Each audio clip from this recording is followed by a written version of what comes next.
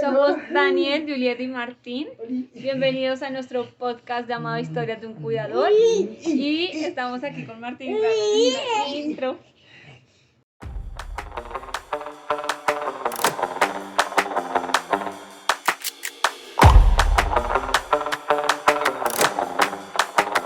Hola a todos, bienvenidos a nuestra segunda parte de este podcast en el cual estamos entrevistando a mi esposo Daniel en su experiencia de cómo es lo que él tuvo que vivir, o sea, en esta parte con nuestro hijo. Y bueno, hoy quiero contarles algo antes de salir. Es que hoy se nos olvidó una cita y suele pasar, es verdad, se nos han olvidado muchas. Sí, pero esta nos la veces. pusieron hace un mes y se nos olvidó porque era un lunes a las 7 de la mañana. Sí, lo malo ahí fue que colocamos en el calendario, nosotros tenemos un calendario, pero no colocamos alarma de calendario, entonces pues, recordatorio. Sí, pero tal vez es una de las cosas que nos suelen pasar como cuidadores o como papás, no se sientan angustiados por eso. Resulta que yo lo veo levantarse a él y yo lo vi levantarse y vuelvo y me acuesto y algo me dijo, ¿la junta? Y yo quedé así como, pero eso es el 23, y volví y me acosté y luego dije, ok, es que tuvimos una semana algo compleja, tuvimos muchas cositas que hacer con Martín, porque Sí. estamos organizando muchas cosas para Martín, y una de ellas fue que le hicieron una resonancia. Eso fue lo que más tiempo nos quitó. Entonces, claro, estábamos como enfocados en eso y yo, no sé, después hice las cuentas de la resonancia y dije, ok, sí es 23. Pero vean. Retomando ya esto así para contarles a ustedes un poquito más acerca de esto. Nos fue muy bien con la primera parte de mi esposo. Los hombres también lloran, los hombres también sienten miedo, los hombres también Sí. se encierran en el baño. También. Entonces, retomando, quedamos en la parte donde por primera vez tú lo cargas, ¿cierto? Donde estamos en la UCI y por primera vez nos dejan cargarlo y que te quedas en la noche, y vamos en esos momentos. Y quedamos en que ustedes, esposas, deben apoyar a sus esposos en esta parte de la crianza y enseñarlos. Entonces, bueno, después de que llegamos a casa, después de que nos dan salida, nosotros nos llevamos a Martín a la casa. En ese momento vivíamos en Fontibón. Entonces llegamos muy felices, obviamente, por tener por primera vez a nuestro hijo en casa, la primera noche, dormir con él. Era algo que nunca hemos sentido. Entonces, ¿Dormir? ¿Ah? ¿Segura que estás diciendo dormir? Dormir, sí. Pero bueno, no habíamos dormido mucho en serio en esos días, esos casi 2 meses. Pero ya la felicidad de poder llevar a nuestro hijo, nos acompañaron personas muy importantes en nuestra vida, Sí. en ese día muy especial. Y bueno, ahí empieza lo más bueno de esta historia, porque Más bueno. entre comillas, porque no sabíamos lo que se nos venía encima, no sabíamos muchas cosas que podían pasar, pero una de las preguntas que yo quiero hacerte hoy, esta noche, es ¿qué se siente recibir a Martín en la casa? O sea, tener un bebé que viene de una UCI, viene de muchas complicaciones, donde nos dicen que debemos cuidarlo muy bien porque nos lo pueden quitar en caso tal de que pase algo, y así sea bajarse de peso. ¿Qué sucede, bueno, en ese momento? De hecho, tú lo has dicho, cuando nos dejan salir a Martín, no solo el hecho de que te entregan a Martín y dicen, listo, tómalo, cuídalo y nos vemos. Resulta que Martín salió con un peso, digamos, estándar para poderle dar salida del hospital en comparación a lo que tenía, pero nos mandaron la regla de que Martín no se podía bajar de peso, sino cuando volvíamos a llevarlo al hospital, básicamente lo retendrían, lo dejarían otra vez hospitalizado. Para eso tocó hacer una compra que para ese momento fue un esfuerzo grandísimo, que fue un calefactor eléctrico. Entonces ya se imaginarán ustedes cuánto subió el recibo de luz.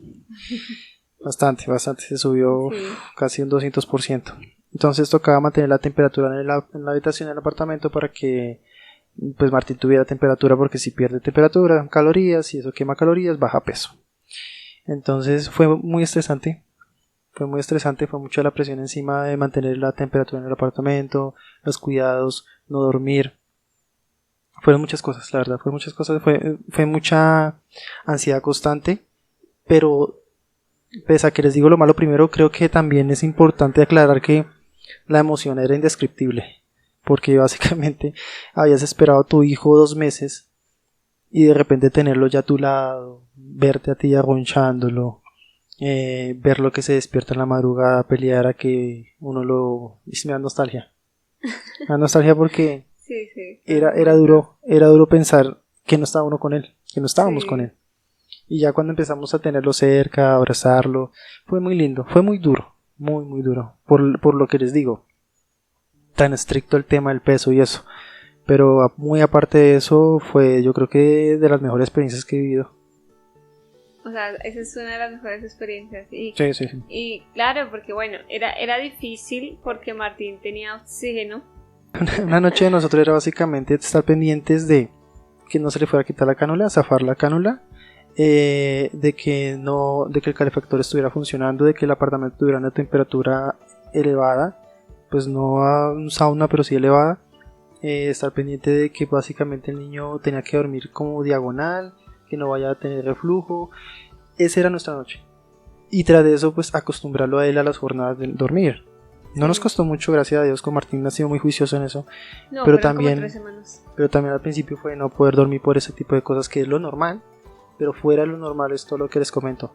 Entonces esa es la escena de posiblemente un caos psicológico y emocional por parte de uno, porque fue bastante estricto con uno mismo de mantener la cordura. Sí. Pero yo creo que el verlo ahí al lado como que le da a uno gasolina para seguir. No, y recalquemos que somos papás primerizos, ¿no? Entonces, uno es papás Además. primerizos todo loco, y ahora imagínese a uno primerizo con un niño así. Otra experiencia que tuvimos y fue que de llevar 4 días en casa, nos toca hospitalizarlo nuevamente, ¿cierto? Yo no me acordaba de eso, amor. Sí, pero espérame, espera, para que esto suene emocionante. Resulta que Martín empieza a respirar como raro y tú me dices como, oye, el niño está respirando como agitado, lo siento agitado. Y yo, sí, y como, ok, le revisamos, hicimos todo lo que nos dicen, una aleteado nasal, el bigote, las costillas hundidas, la respiración es más rápida de lo normal, y él tenía oxígeno y estaba alto y aún así estaba teniendo complicaciones para respirar.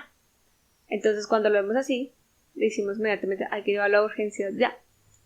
¿Qué pasa en ese momento? Cuéntanos cómo te sentiste, qué pasa por tu cabeza, porque pasamos 4 días nada más en casa y otra vez hay que...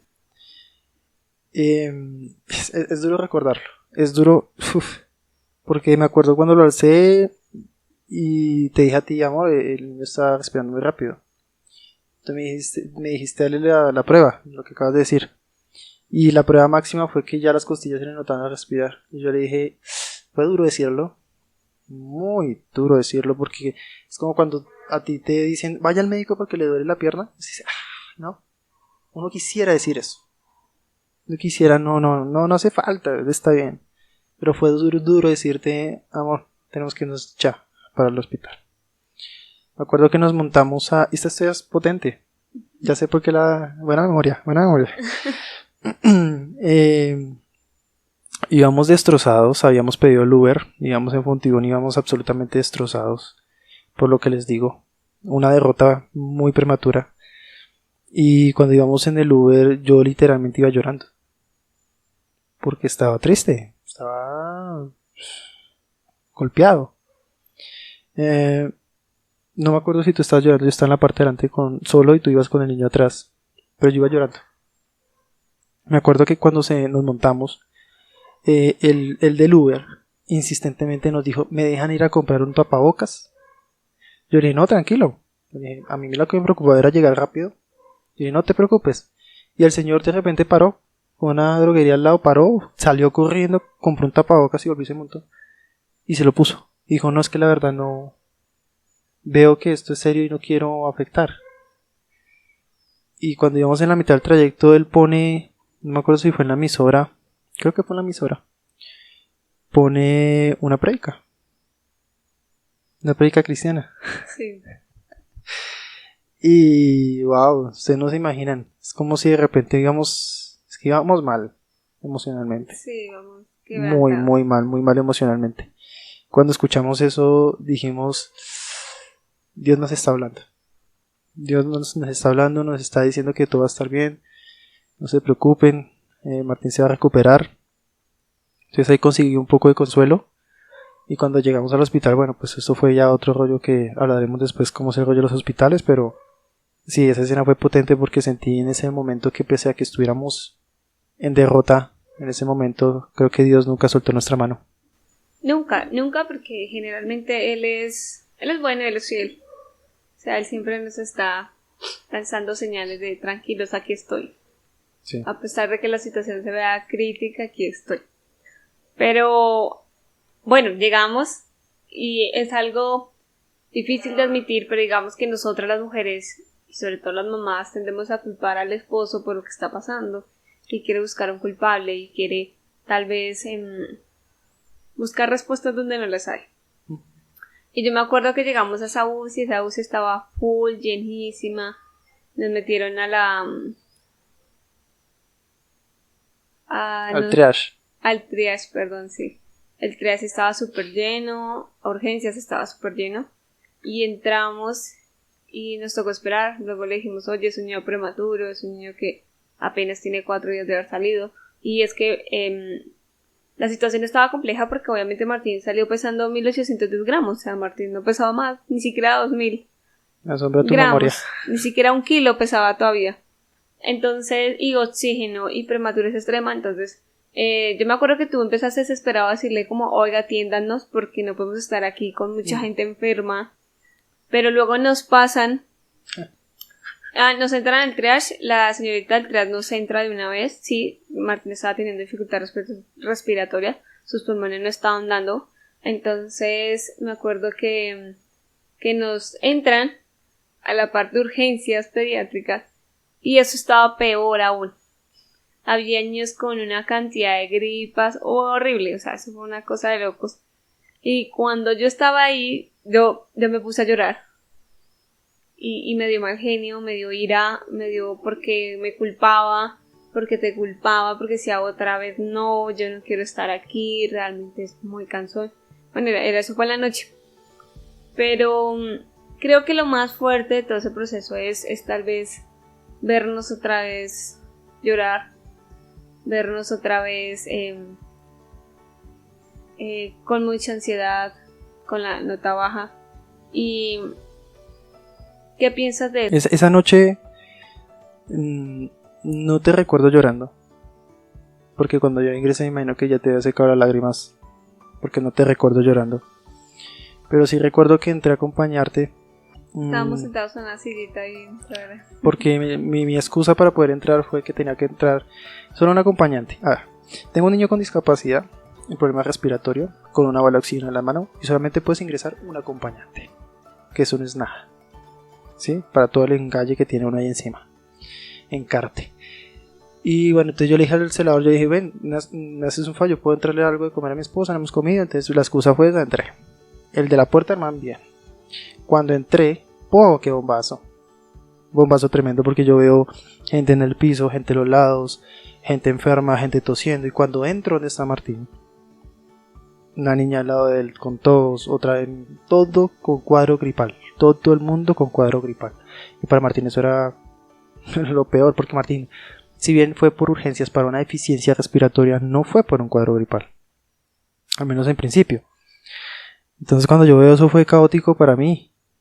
Y me acuerdo muy bien esa noche cuando de repente viene una enfermera, no me acuerdo bien. Sí. No, una celadora. Me dice, señor, usted no puede estar acá. Yo le dije, no, es que yo estoy esperando a que mi esposa y mi hijo se vayan para el cuarto y ya me salgo.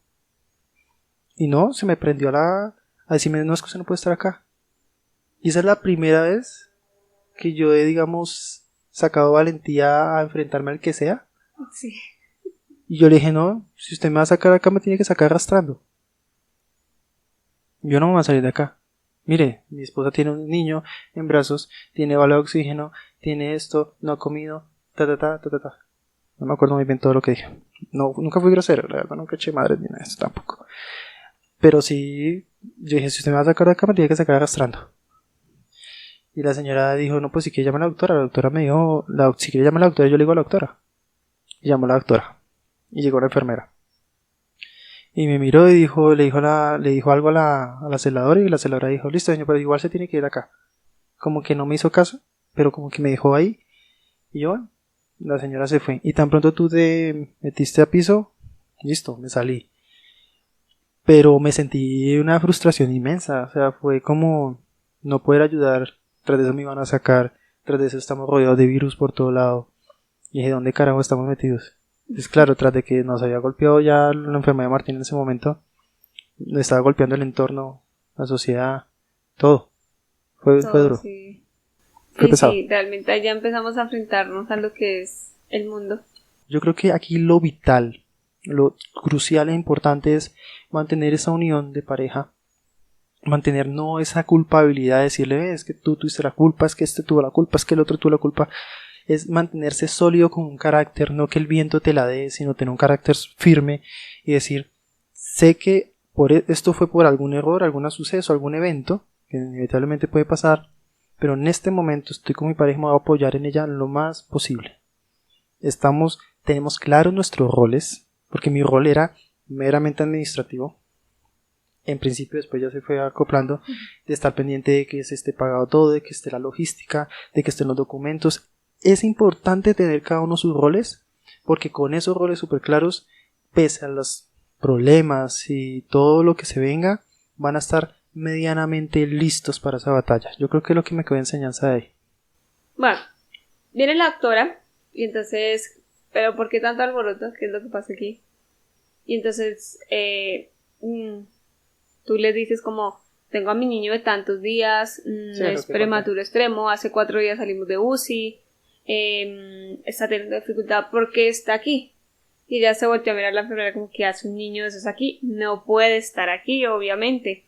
Entonces inmediatamente ella me dice, espéreme, yo ya soluciono. Se va, tú te quedas ahí ya con nosotros, y ella se va a buscarle un cupo en la UCI de neonatos. O sea, volvemos otra vez a una UCI. Y ella se va a buscarle un cupo y están esperando a que les abran una cama, se le decía cama, pero era una incubadora, para poderlo volver a meter porque su peso todavía no era el ideal, pero no podíamos tenerlo fuera tanto tiempo. Ajá. Y bueno, nos ingresan nuevamente a UCI y bueno, es difícil volver a tener a nuestro hijo ahí, es difícil volver a retomar, tener que volvernos a ir a casa otra vez. Y recuerdo mucho volver a sentarnos en esa cama sin él y llorar. Qué pesado. Y fue durísimo porque otra vez no estaba. Y bueno, y ahí pasamos otras cosas que nos dieron duro. 2 meses después. Muchísimas cosas que nos dieron duro. O sea, cuando nos fuimos a esas urgencias, yo no estaba preparado. Consejo, papás, prepárense. No sé, Dios mío, yo sé que son muchas cosas y que quizás esto nos están escuchando en un hospital o en un lugar, Dios está con ustedes, pero seguramente no están preparados para muchas cosas. Pero procuren prepararse, procuren. En la medida de decir, tengan una pañalera lista siempre, más cuando tu hijo está recién nacido, tengan una pañalera con todo lo necesario. Ese día que nos fuimos así de afán de corriendo de primíparos, no llevé ni una botella de agua, Yul. Ni una botella de agua llevé. Y yo, sin agua, sin comida, porque incluso nos fuimos así de locos sin comida. No sé qué nos está pasando por la cabeza. La angustia, el estrés. El cúmulo de cosas. Y cuando llegué allá, me sonó la barriga. Y yo, si a mí me sonó la barriga, adivina a quién también le sonará la barriga. Y yo le escribí a unos amigos. Hay unos que no me contestaron, otros que me dijeron que no estaban cerca, que no podían. Y hasta que los que son los padrinos de Martín me respondieron, me dijo, ya vamos para allá, y me ayudaron con lo que fue el agua, me acompañaron a buscar por ahí comida, e ingresé con la comida. Y lo más duro es salir de nuevo con las manos vacías, sin Martín, llegar a la casa sentando. Me acuerdo ese día que nos sentamos en la cama, en el borde de la cama, como 4 días después, Jules, es que ni quiera un mes. 4 Todos días dimos después. mucho golpe de pecho, pero bueno, o sea, al Fue, final fue duro, fue emocionalmente. Sí, Yo claro. creo que fue el contraste al que yo les dije ahorita, que fue el mejor momento de mi vida con este que fue el peor momento de mi vida, porque fue realmente un bajonazo. Es como cuando tú estás en la montaña rusa y estás en la emoción y de repente es como si te jalaran y te botaran de la montaña rusa. Sí, fue duro, fue un proceso bastante, pero creo que hay que llenarse mucho de Dios, de la paz, de la tranquilidad, porque a veces cuando dejas de bordar esas emociones y no tienes control sobre ellas, pues se vuelve todo un caos. Claro. Y lo digo porque 2 meses después llevamos a Martín, nos exigían llevarlo 3 a 4 veces a la semana a UCI y cuando es a plan canguro, discúlpeme, y cuando estamos en plan canguro lo veía el retinólogo y lo ve el retinólogo y nos dice ese día, Hoy vas a tocar fibra, ¿cierto? sí, quiero verte llorar, mentira. Pero ese día me acompañó mi suegra, tú estabas trabajando. Sí. Y nos dice el retinólogo como a este niño hay que operarlo ya, su retina se va a desprender y si no lo operan en 3 días va a quedar ciego. 3 días no tiene. En 3 días. Váyanse a la EPS ya, lleven esta orden, necesitan autorizar esto ya, es de suma urgencia, no pueden esperar, si pasa 3 días el niño va a quedar ciego. No hay nada ya que hacer, esto pasa. Porque resulta que el oxígeno de bala pues provoca en un bebé prematuro, para que lo tengan en cuenta aquellos que están empezando en este asunto de que tienen un bebé prematuro, de que está usando oxígeno, de llevarlo al retinólogo, de exigir sus controles, de hacerlo, porque he visto muchos casos donde nunca los veis y quedan ciegos. Sí, las consecuencias son peores. Y yo como así que hay que operarlo ya, yo me pongo a llorar, nos toca esperar el papeleo, un poco de historia clínica, no sé qué, y nos dicen váyase. Lo que hacemos inmediatamente, yo me voy a la casa con el niño, te llamo, te digo pasa esto, luego le digo a mi hermana que si por favor nos puede llevar a la EPS, y nos fuimos con el niño y mi hermana, mi suegra, y nos fuimos a la EPS y yo fuime para allá. Y llegar a pelear esto a la EPS, nos quedamos todo el día. Yo le dije a la señora, yo me acuerdo mucho que le dije, yo de aquí no me voy sin eso. El hecho de trabajar cuando uno tiene ese tipo de noticias yo creo que es complicado. Y las empresas, yo creo que he notado que los años que llevo de empleo, muy poco nos conocemos a nivel personal con las personas. Si bien es claro que el famoso dicho, lo de la casa lo deja en la casa, somos seres humanos, a fin de cuentas. Y aunque tú digas lo de la casa deja la casa, si tu hijo está gravemente enfermo no se va a quedar en la casa. Eso es inaudito que pase. Entonces, creo que en las empresas hay aún esa desconexión con lo que es el ser humano propiamente, de saber su situación actual, saber si en su grupo familiar tiene alguien con una condición que también es crucial, es importante. De hecho, cuando estuve en una empresa me dio la oportunidad de hacer una conferencia muy breve de lo que era la discapacidad y muchas personas me dijeron, oye, pero no sabía tu caso, oye, gracias, súper bien, y muchas personas se acercaron. Entonces creo que esa desconexión resulta contraproducente a largo plazo. Va a pasar en algún momento. Esto va a tener mucha fuerza. Con este podcast ese es el ejercicio que queremos hacer, que descubran que hay detrás todo un mundo, todo un background de cosas que pueden o no pasar.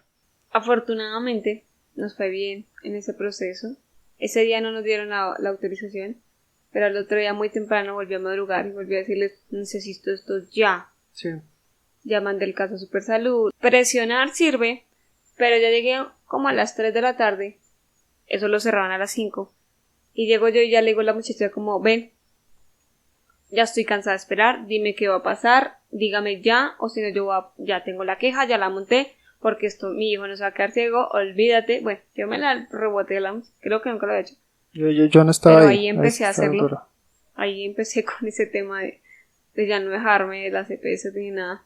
Y la chica me dice como, toma, no me han autorizado nada, pero vete, yo te doy este papel y vete ya para esta clínica.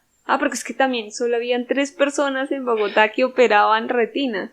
Y más esto, retinopatía del prematuro, o sea, operaron prematuro extremo, porque Martín ni siquiera tenía los meses de gestación, no tenía ni siquiera la edad corregida, no tenía nada. Sí, era muy específico el asunto. Sí, muy específico. Entonces era muy difícil, pero bueno, nos pueden ingresar. Y efectivamente al otro día en la mañana operan a Martín. Y Al tercer día. ¿Y sabes lo que me dijo el doctor? Cuando llegamos a hacerle creo que están haciéndole valoraciones y todo el rollo. Valoraciones. Cuando llegué el doctor me dice, bueno, ya vamos a hacer la operación, papá. Yo le dije, sí, doctor, porque me dijeron 3 días. Y hoy es el tercer día, entonces, gracias a Dios salió. Y me dice, no, tranquilo, papá, pues uno dice 3 días, pero pueden ser más, pueden ser, no sé, unos días más y no. ¿Es en serio? O sea, me clavas toda esa presión de decirme 3 días para que después me digas, puede ser una semana. No, pero yo creo que todo ese afán. En realidad sí son 3 días. Bueno, eso me dijo el muchacho. No. Pero igual todo ese afán permitió que salieran las cosas rápido y salieran bien. Sí, no, en realidad sí son 3 días y por favor actúen rápido. Si le dicen que más está bien, no es así. Si lo enviaron de urgencia fue por algo. El ritonólogo no lo dijo, entonces... Hasta me acuerdo que la madrina había contactado, no sé cómo hizo. Esa mujer es impresionante, la verdad, para encontrar contactos, cosas. Con la doctora. Digo, con la doctora. ¿Cómo? Nunca se lo preguntamos, me va a tocar invitarla para preguntarle a la madrina. Saludos a la madrina. Dio con la doctora y preciso fue la doctora que nos asignaron al PS y de las pocas doctoras y preciso era ella. Entonces dice la doctora, él es Martín. Sí, ya me habían hablado de él. Imagínate, ya la doctora les había, la madrina les había comentado de Martín. Sí. Y podemos tener contactos gracias a él. El caso es que bueno, operan a Martín y nos dicen como, bueno, a mí me tocó esperar sola en esa cirugía. ¿Tú estabas trabajando? Como siempre. Sí, porque pues obviamente no les dan permiso tampoco. Pero, eso se vuelve el día a día nuestro. Yo creo que estabas allá como Goku. Mandándome toda la energía de él para nosotros dos. Entonces la doctora me dice, yo voy a hacer todo lo que está en mis manos, mamá, tranquila, yo lo voy a hacer yo, doctora, hágale que yo confío en usted, yo sé que Dios está ahí, no va a ser usted, sino va a ser Dios operando a mi hijo. Así que yo estoy tranquila, obviamente afuera estaba orando y Dios me dio mucha paz y mucha tranquilidad en ese momento. Y es muy curioso porque la cirugía duró como 1 hora, 1 hora y media aproximadamente. Habían muchos riesgos, era que teníamos que anestesiarlo, estaba muy pequeño, su peso todavía no era el ideal, tocaba entubarlo nuevamente, entonces era complejo porque decían, la cirugía no es de alto riesgo, es el proceso, o sea, es él como tal, porque no está en condiciones de tener una cirugía. Pero bueno, pasó bien, luego sale la doctora, me dice, mamá, la felicito, nos fue muy bien, se pudo operar, fue perfecto, estuvo excelente, ya. Me da mucha felicidad escuchar eso. Sí, estaba muy ansioso cuando... Y luego te llamo, ¿no? Que eso era lo que iba a preguntar, como ¿qué sentiste cuando te llamo? Te digo, nos fue muy bien en la cirugía. No, emoción. Todo el proceso, igual yo estoy muy pendiente escribiéndote cómo va, pero queda como ese momento de silencio ahí. Si fuese una película sería como esa escena silenciosa esperando qué pasa. Y fue mucha expectancia. Tú me diste mucha tranquilidad, tú me decías tranquilo que va a salir todo bien, no te estreses, no te preocupes. Y yo, bueno, pues que me acabas de decir que es 50-50, me acordaba de 50-50, yo, ¿qué me estás diciendo? Antes me asusta más. Y bueno, igual, no tiene que sí o sí conciliar la calma y el carácter, porque no hay de otra. Hay momentos donde literalmente no tienes de otra. No hay otra opción. O te controlas o te vuelves loco. Y volverte loco, pues no ayuda a nada, la verdad. Llega un momento en nuestras vidas donde yo empiezo a llevar a Martín a terapias en bus, con la bala de oxígeno, empiezo todo este tema y lo empiezo a hacer callada y sola. Y empiezo a guardarme todo eso, y empiezo a comerme todo lo que viene ahí detrás con eso mientras él trabajaba. Porque para mí era, no lo quiero cargar con esto porque pues él es el que está trabajando, él es el que... No, ¿qué? No te entendí. No, porque tú eres el que estás trabajando. ¿No quieres embarrar o qué dijiste? O sea, no quería preocuparte, o sea, como cargarte con ese tema porque... Cargarte con el tema. Sí es. Porque obviamente es difícil ya la carga económica, porque yo no podía trabajar. Con los niños sí es imposible trabajar. No, sí. Pero llegamos a ese punto donde nadie quiere llegar. Y es que a ti te despiden. Sí. Lo despiden del trabajo, los ahorros se nos acaban, las personas nos empiezan a dar la espalda y entonces llegamos a un punto en nuestras vidas donde no teníamos ni siquiera para comprarle los pañales al niño, no teníamos ni siquiera para llevarlo al transporte, para poderlo llevar a sus terapias. Y yo me pregunto ahí, yo creo que tu rol, y tú siempre lo sentiste ahí, es: yo soy el que lleva la responsabilidad económica, yo tengo que encargarme que tenga comida, todo. Sí, claro. Pero cuando eso ya no pasa, ¿qué sucede? Derrota. Es como cuando a ti te dicen: haga solamente eso, no tiene que hacer más. Solo haga eso y baila en barra. Por un decir, no es que me hayan echado porque le hayan barrado, pero va y no lo hace. La sensación de derrota es abrumadora. Más que en ese momento yo era el que todo lo podía, ¿no? Sí. En algún podcast anterior lo dije. Entonces, de hecho me acuerdo y me trae emoción porque literalmente vernos en esa situación es algo que uno como padre, pues ninguno como padre quisiera ver. Vernos en ese declive económico donde ya no teníamos la manera ni la forma. Entonces sí fue fuerte, fue, digamos, la noticia recibida, recién la recibí, me dijeron va hasta el jueves y era un lunes, que por recorte de presupuesto. Yo, wow. Y recién hace como 8 meses me había gastado todos mis ahorros. O sea, hacía mucho iba a salir con un salario de cesantías, o sea, mucho.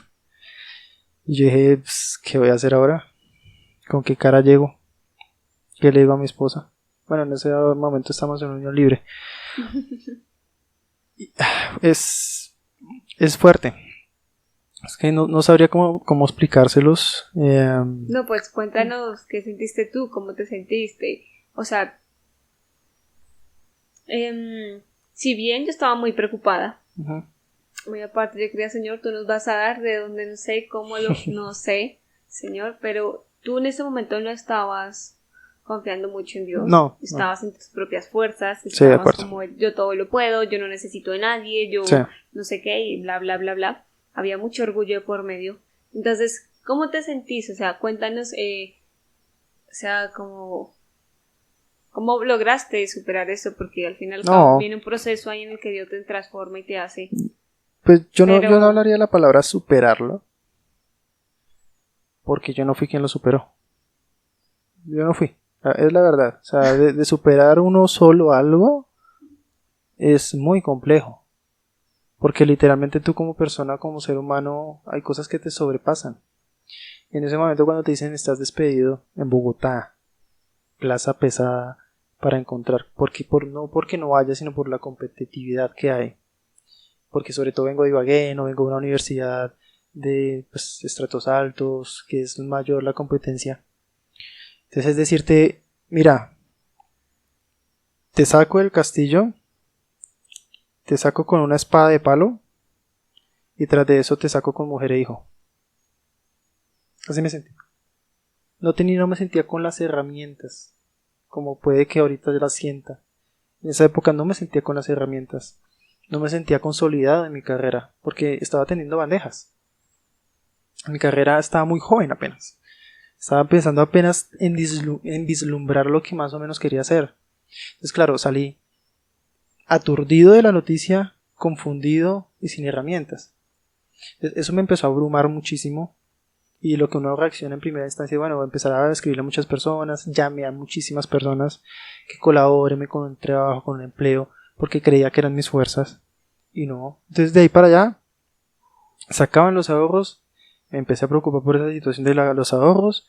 Entonces empecé a decirte a ti para dónde nos vamos. Entonces nos tocó irnos para donde mi mamá primero. Después que la distancia muy larga de las terapias. En ese preciso instante, yo dije, estoy jodido. No sé qué hacer, no sé para dónde coger. Que tengo, no se me venía a la cabeza ni siquiera ideas. De la preocupación tan berraca. Claro, y obviamente lo primero que uno hace cuando se está ahogando es pedir ayuda. Ya después como que uno no recibí, ya empiezan a ahogarse. Ok, sí, pero bueno, en esos momentos de pronto se te cruzó por la cabeza dejar todo botado, irte. No, jamás. Decir, no, eso es mucha carga. No, jamás. No, lo digo porque puede pasar con algún padre, o sea, no. Si me preguntas a mí a título personal, jamás. Que puede pasar, seguramente puede pasar. De hecho, hemos visto casos donde Sí. la mamá tan pronto nace el niño se va, donde tan pronto el papá ve que nació el niño con alguna condición se va. Existe. Lo hemos lo hemos visto, visto. hemos escuchado las historias. Sí. Pero a mí en lo personal nunca se me pasó eso por la mente. Ahí existe un punto interesante y clave que es el que uno como padre tiene que mirar en la derrota. Es que no eres tú solo. Resulta que tú como papá no eres una sola persona. Resulta que tú eres una familia. Entonces si uno cae, el otro tiene que estar ahí para levantar. Resulta que tu esposa también tiene maneras de trabajar. Tu esposa también tiene maneras de Sí. responder en el lugar, en alguna medida, en algún punto de la crisis. Y de hecho después de eso yo me siento tranquilo. Yo aquí estoy pero súper apoyado porque mi esposa consiguió trabajo rapidísimo. Consiguió este trabajo como en 2 semanas. No, bueno. Al principio creíamos que yo iba a encontrar trabajo rapidísimo, pero después dijimos ya pasó. Creo 2 que meses, casi 3. y Bueno, no- yo siempre había buscado y siempre había aplicado y me llamaban y me llamaban. Pero yo no quería dejar sola a Martín. Yo sabía que muy en el fondo él estaba... Sola. Sí. Solo a Martín, no, pues me iba a quedar solo, pero sí, eso es lo que piensa uno. Sí, de cierta forma él no tenía la madurez suficiente, entonces yo sentía que mi hijo iba a sufrir, que mi hijo no, él no iba a ser capaz con todo eso, yo lo pensaba y pues estaba equivocada. Y a veces es de el lado, él pensaba que yo no podía trabajar y que yo no iba a ser capaz y yo pensaba que no iba a ser, pero así es Dios Sí. nos pone y nos cambia roles, porque yo a veces le decía a él, ven, ayúdame, ay, pero usted está todo el día aquí. Y yo decía, ok, es que estar todo el día con Martín es agotador, llevarlo a terapistas médicas, Sí, claro. estar de un lado al otro es agotador. Y él decía que no.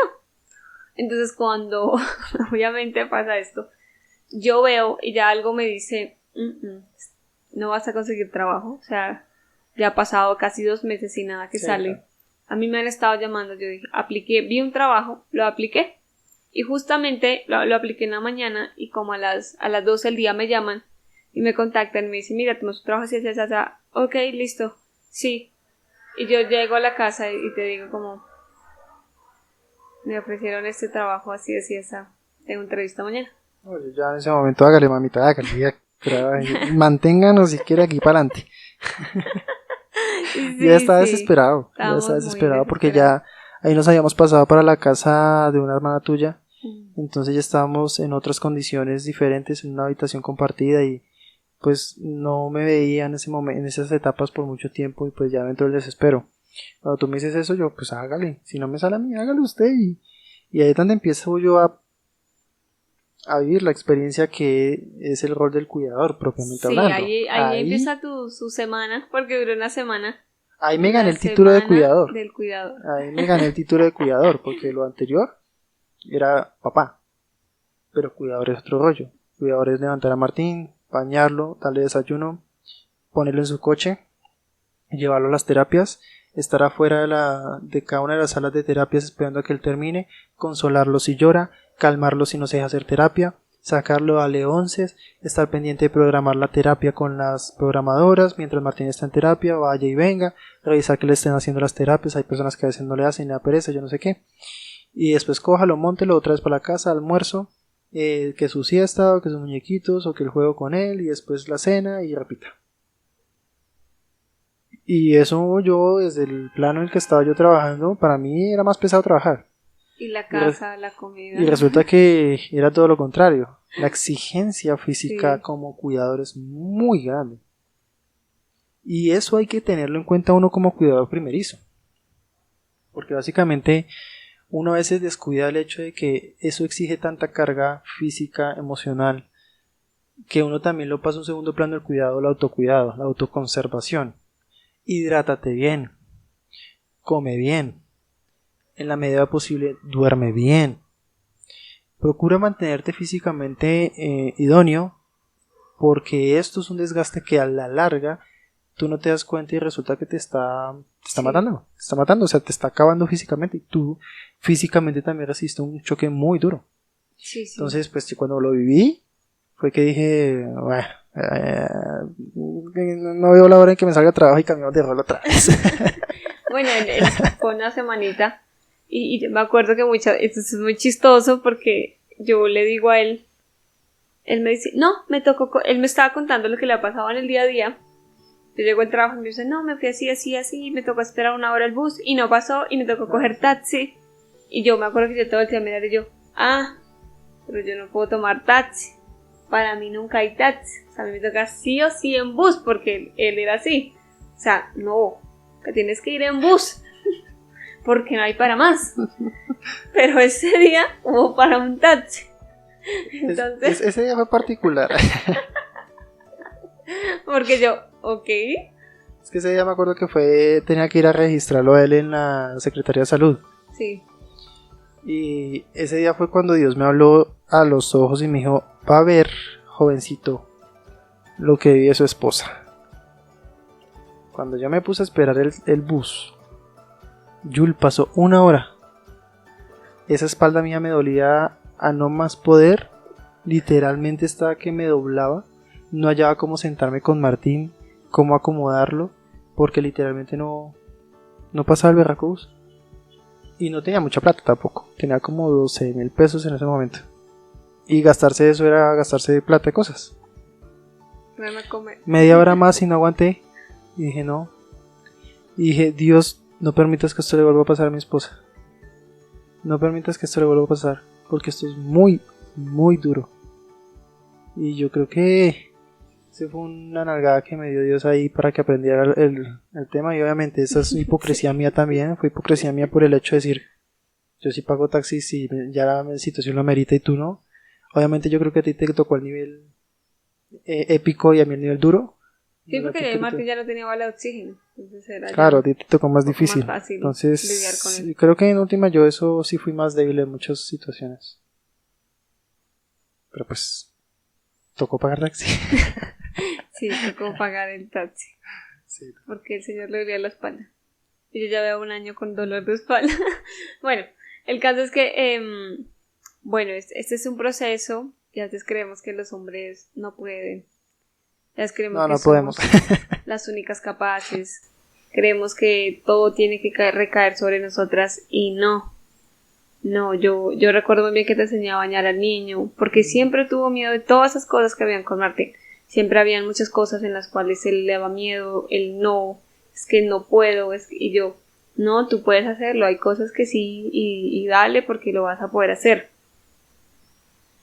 Entonces, esposas, mujeres que están viviendo este proceso, busquen apoyo, no crea que todo lo puede sola. En un hogar cree que todo lo puede solo, que uno le puede llevar la carga hasta él, a ellos, que uno puede encargarse de todo y uno es un pulpo. No. Y ahí el mensaje para los esposos es no crean que porque están trabajando asunto resuelto. Si bien entiendo que hay trabajos pesados físicamente, créanme que cuando ustedes comparten esa carga, primero emocionalmente con Dios y segundo físicamente con su esposa, no solo están ayudando a su esposa, sino que ustedes también están involucrándose con la crianza y el crecimiento y el amor de su hijo. Porque su hijo también necesita un padre que esté cercano a ellos, que él vea ese apoyo, ese abrazo, esa protección por parte de ustedes más físicamente. Ellos, a ver, un niño no sabe que usted está pagando el arriendo. Un niño no tiene ni idea y quién sabe hasta qué edad lo va a tener. Pero un niño sí se va a acordar de cuando estuvo cansadito, estuvo enfermo, estuvo con tos, se levantó a las 2 de la mañana por un dolor de panza. Ellos sí recuerdan mucho esa sensación del padre en esa protección. Entonces, no pierdan el tiempo. Va a sonar un poco extraño, pero no pierdan el tiempo trabajando. No pierdan el tiempo de sus hijos en trabajo, en preocupaciones banales. Créanme que el tiempo de sus hijos se va rapidísimo, se va muy muy rápido. Y el hecho de dejar una carga posicionada únicamente en la esposa va en detrimento de la relación. Sí. Va a pasar un tiempo donde literalmente la relación va a caer y va a caer fuerte. Y a veces levantarla de algunas situaciones es realmente difícil. Entonces no dejen que eso pase, aprovechen esta historia que les estamos contando, este cuento que les estamos botando para que se den cuenta de esos dos roles, de esas dos miradas, de esos dos puntos de vista en un momento de la vida y entiendan que primero con sus propias fuerzas no van a poder.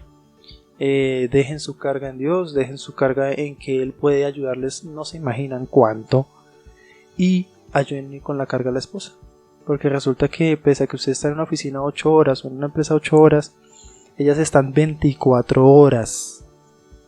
¿Ven la desproporción?